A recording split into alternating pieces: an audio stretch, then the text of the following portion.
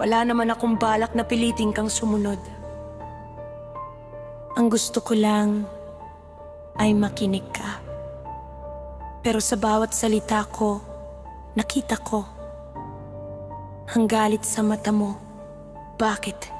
Ibang libro ba ang binasa ko? Sa simula, tawa lang palitan ng koro-koro. Masaya pa ang mundo kahit ibang sirkulo. Ika'y pabor sa puti, ako'y may pagtingin sa itim. Sabi mo, okay lang yan, pero di mo naman sinisimsim. Di ko hiniling na baguhin mo ang kulay ng paningin mo. Ang hiling ko lang, igalang mo ang mundo ko. Pero bigla na lang umakyat ang lason sa ating usapan. Parang sumabog ang bomba sa gitna ng tanghalian. Ang simpleng iba lang, naging mali ka, ako ang tama. Bumigat ang hangin ng respeto, biglang naglaho. Bakit kailangan bang maging laro na may matatalo? Kasi di mo matanggap na may sariling ikaw. Ako ang init ng ulo mo, tila apoy na di nasahan. Pinatay mo ang ilaw, yung pader sinira mo, tila tahanan. Huwag kang magalit kung magkaiba tayo ng gusto. Huwag mong durugin ang salita ko sa bawat ibo.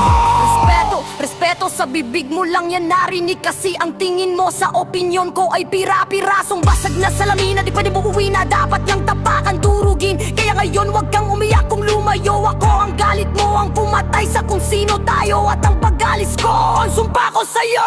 Alam mo ba kung ano ang pinapasakit sa lahat? Hindi yung di ka sumangayon, kundi yung pag-atake mo mula. Kinuha mo ang boses ko, tinawag na kahangalan ng dahil sa paniniwala. Para tayong pinaniwalay ng hukuman ng utak mo. Parang platito, maliit at mababaw. Gusto mong magkasya ang buong karagatan sa langaw. Kailangan mong manalo, kailangan mong itaas sa bandera ang espasyo sa dibdib mo para sa ibang at higa. Ang tingin mo sa sarili, Diyos na di pwede magkamali. Kaya lahat na lumalaban sa'yo, dapat patayin, tanggalin. Hindi ka nagalit sa opinion ko, nagalit ka sa aking tapang. Dahil nag-iisa akong tinig na sa'yo'y lumalaban ngayon. Tingnan mo ang paligid, ikaw na lang na nag-iisa. Ang di mo pagrespeto, bumerang lang pala.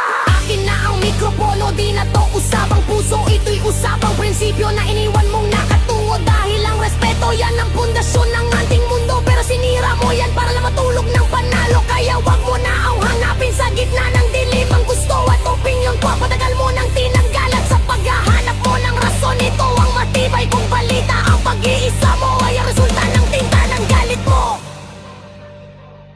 Hindi akin. Dahil di mo lang iniba ang gusto.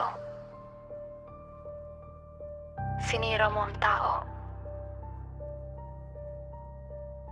Wala na.